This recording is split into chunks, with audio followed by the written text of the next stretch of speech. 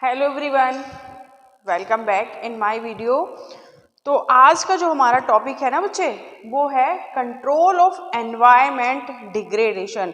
In the previous video we know about the component which degradate the environment and the pollution, है ना, कि pollution क्या है। हमने 4 टाइप्स के पोल्यूशंस को पढ़ा था, वाटर पोल्यूशन, एयर पोल्यूशन और थर्मल पोल्यूशन, नॉइज पोल्यूशन।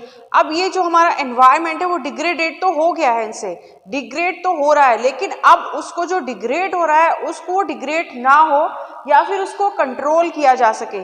तो वो क्या चीजें हैं जो इस एनवायरनमेंट को कंट्रोल कर सके, डिग्रेडेशन को कंट्रोल कर सके, एनवायरनमेंट डिग्रेडेशन को कंट्रोल कर सके। तो उसके लिए कुछ स्टेप्स हैं, वो हम जान लेते हैं। So every liter of waste water discharged by our industry pollute 8 time of fresh water। क्या कहा है कि अगर 1 लीटर पोल्यूट वाटर को फ्रेश वाटर बॉडी में डिस्चार्ज कर दिया जाए तो वो अपने से 8 टाइम मोर वाटर को पोल्यूट करता है। मतलब अगर 8 लीटर वेस्ट वाटर हमने फ्रेश वाटर में डाला तो वो 8 लीटर पानी को क्या कर देगा, पोल्यूट कर देगा। वो 8 लीटर वाटर को पोल्यूट कर देगा, मतलब 1 लीटर पानी 8 लीटर पानी को गंदा कर सकता है। So some suggestion to control environmental degradation are, so कुछ ऐसे सजेशंस हैं जो ये एनवायरमेंट डिग्रेड हो रहा है उसको कंट्रोल किया जा सके। अब वो सजेशन क्या है? First is minimizing use water for processing by recycling और reusing। क्या कहा है कि जो वाटर है उसको हम रिसाइकल और रीयूज कर सकें, कि पानी को बहुत ज़्यादा पानी को वेस्ट ना करें, बार बार उस पानी को यूज़ करें, या फिर हम उसको रिसाइकल करके उसको यूज़ करें। कोई मैकेनिज्म इस तरह का यूज़ करें कि हम उसको रिसाइकल कर सकें। जैसे वाटर प्यूरीफायर है, वाटर प्यूरीफायर में से जो वाटर निकलता है उसको हम वॉशिंग के लिए यूज़ कर सकते हैं, फ्लोर वॉशिंग के लिए यूज़ कर सकते हैं, क्लोथ वॉशिंग के लिए यूज़ कर सकते हैं, प्लांट्स में डालने के लिए उसको यूज़ कर सकते हैं। तो इस तरह से हम उसको रीयूज़ कर सकते हैं और रिसाइकल करके उसको यूज़ कर सकते हैं। तो जो डिग्रेड हो रहा है, जो पोल्यूट हो रहा है वाटर, वो बचाया जा सकता है। And rain water harvesting to meet water requirement, क्योंकि सारी जगह क्या हो गई है, सब जगह फर्श हो गए हैं, सब जगह पक्की हैं, तो जो कच्ची जमीन है वो कहीं बची नहीं है।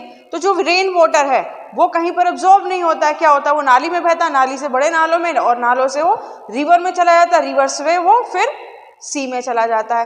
तो उस वाटर को क्या करना है, हमें उस वाटर का रेन वाटर हार्वेस्टिंग सिस्टम क्या है कि जो बारिश का पानी है उसको हम एक पाइप से जमीन के अंदर उतार देते हैं, जिससे वो वाटर वहां पर इकट्ठा होता रहे और वहां पर वो इकट्ठा किया जाए और फिर हम बाद में उसको यूज कर सकें। जब भी हमें नीड हो, जब भी हमें जरूरत हो, फिर हम उस वाटर को यूज कर सकें। And next is treating hot water and influential before releasing them in the water bodies. और जो भी वेस्टेज है, जो भी कूड़ा कचरा है, उसको वाटर बॉडी में रिलीज करने से पहले हम उसको ट्रीट कर लें। जो हॉट वाटर है उसको हम ठंडा कर लें। जो बड़े बड़े मैकेनिज्म होते हैं कुछ कंपनीज में कि उसको बार बार उसमें रोटेट करके उसको ठंडा कर दिया जाता है। उसके बाद हम उसको अगर वाटर बॉडीज में रिलीज कर रहे हैं तो कोई प्रॉब्लम नहीं होगी। अगर उसमें कोई केमिकल टॉक्सिन है तो हम उसको ट्रीट करके उसमें वाटर बॉडी में डालें तो उसमें कोई भी प्रॉब्लम नहीं होगी। And the treatment of industrial influence can be done in 3 faces. जो वेस्ट है, जो इंडस्ट्रियल वेस्ट है, उसको हम 3 फेसेस में कंट्रोल कर सकते हैं, 3 फेसेस में उसको ट्रीटमेंट कर सकते हैं। कैसे? जो फर्स्ट की हम बात करें तो it is primary treatment by mechanical means. जो फर्स्ट और प्राइमरी ट्रीटमेंट है कि कोई भी किसी भी तरह के मैकेनिज्म को यूज करके हम उसको प्यूरीफायर कर सकते हैं। उसको ट्रीट करने के बाद ही वाटर बॉडीज में उसको रिलीज करें। बात करें सेकेंड की, तो secondary treatment bye biological process. तो सेकंड में कोई भी किसी भी तरह का बायोलॉजिकल प्रोसेस यूज करके उसको ट्रीटमेंट किया जा सकता है, उसको प्यूरीफायर किया जा सकता है। And the third is tertiary treatment bye biological, chemical and physical process, तो जितने भी बायोलॉजिकल, केमिकल और फिजिकल प्रोसेस हैं उन सबको यूज़ करके, उस पूरे मैकेनिज्म को यूज़ करके और वाटर को ट्रीट करने के बाद ही उसको रिलीज किया जाए तो एनवायरनमेंट को पॉल्यूट होने से बचाया जा सकता है। And using of ground water reserves by industries should be regulate legally. कुछ ऐसे नॉर्म्स बना देने चाहिए गवर्नमेंट को जिनको बहुत ही हार्डली फॉलो किया जाना चाहिए। तो कुछ ऐसे रिजर्व्स इंडस्ट्री रेगुलेट को फॉलो करके इस वेस्टेज को या फिर इस पॉल्यूशन को रेगुलेट कर सकती है। जैसे particulate method in air can be reduce by, क्या कहा है कि particulate method in air can be reduce by, कि एयर को प्यूरिफाई करने के लिए कुछ ऐसे मेथड यूज किए जाएं जिससे उसको रिड्यूस किया जा सके। किसको रिड्यूस? जो वाटर, जो एयर पोल्यूशन है उसको रिड्यूस किया जा सके। जैसे fitting smoke Stag in factories, बड़ी बड़ी जो फैक्ट्रीज होती हैं वहाँ पे देखिए ना चिमनी, और चिमनी में से धुआं निकलता हुआ नजर आता है, तो वहाँ पर उन चिमनीज में, उन स्मोक स्टैग्स में कुछ इस तरह के फिल्टर्स यूज कर देने चाहिए जिससे जो एयर पोल्यूशन है वो कम किया जा सके। जैसे इलेक्ट्रोस्टैटिकल प्रेसिपिटेटर्स, कि उसमें इलेक्ट्रिक से कुछ इस तरह का प्रेशर डाला जाता है कि उसमें जो भी सॉलिड पार्टिकल हैं उसमें से उससे सेटल डाउन हो जाते हैं और जो एयर है वो बाहर निकल जाती है। And the fabric fitters, fabric की जो जहाँ से वो स्मोक बाहर निकल रहा है वहाँ पर एक फैब्रिक को बांध दिया जाता है, कपड़ा वहाँ पर बांध दिया जाता है जिससे जो सॉलिड पार्टिकल है एयर में वो सेटल डाउन हो जाते हैं उस फैब्रिक पर और जो एयर है वो बाहर निकल जाती है। एंड द स्क्रबर्स लगाए जाते हैं, वो स्क्रबर्स पर वाटर डाला जाता है जिससे वो क्या हो जाते हैं, गीले हो जाते हैं, और गीले होने के बाद जब उसमें एयर जाती है, जब उसमें डर्टी एयर या पॉल्यूट एयर को डाला जाता है तो क्योंकि वो जो स्क्रबर है वो गीले हैं तो जो भी सॉलिड पार्टिकल हैं वो स्क्रबर पर आ जाते हैं, उस पर वो चिपक जाते हैं और जो फ्रेश एयर है वो बाहर निकल जाती है।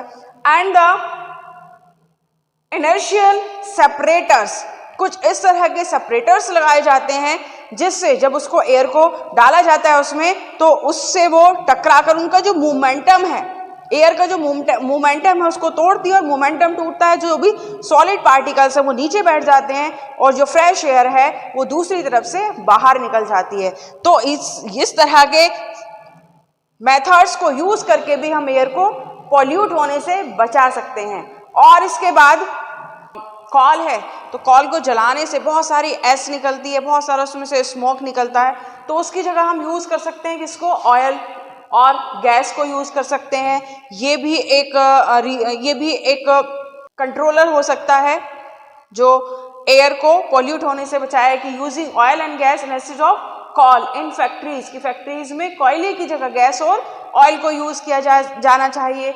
And the generator should be fitted with silencers, कुछ जनरेटर बहुत ज़्यादा साउंड पोल्यूशन कर रहे हैं, जो बहुत ज़्यादा नॉइज पोल्यूशन कर रहे हैं, उसमें साइलेंसर्स लगा देने चाहिए जो आवाज़ को कंट्रोल कर सकें। ये भी एक कारण हो सकता है या फिर ये भी एक रीज़न हो सकता है। एंड नॉइज अब्जॉर्बिंग मटेरियल में be used apart from personal use, कि पर्सनल यूज के लिए कुछ ऐसे मटेरियल को यूज किया जाना चाहिए जो इस नॉइज पोल्यूशन को कम कर सके या फिर उस नॉइज को अब्जॉर्ब कर सके।